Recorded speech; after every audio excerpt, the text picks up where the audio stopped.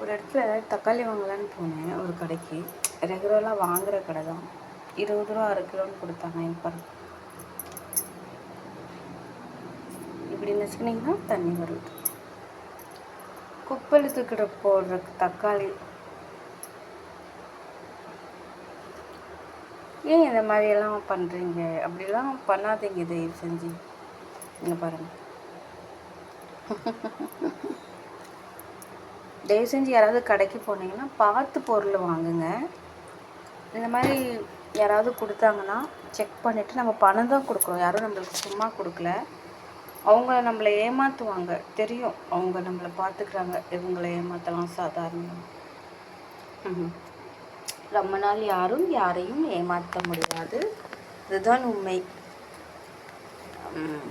கரெக்டாக பாருங்க, ஸ்ப்ரவுட்டு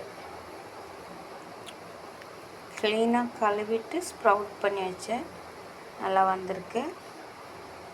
இது வந்து பேக்கெட்டில் போட்டுட்டு சேலுக்காக தான் பண்ணியிருக்கேன். இப்போ கொடுத்துடணும். நாளைக்கு காலையில் சேலுக்கு டீச்சர்ஸ்லாம் வாங்குவாங்க. பிடிச்சிருந்தா லைக் பண்ணி ஷேர் பண்ணி சப்ஸ்கிரைப் பண்ணுங்கள்.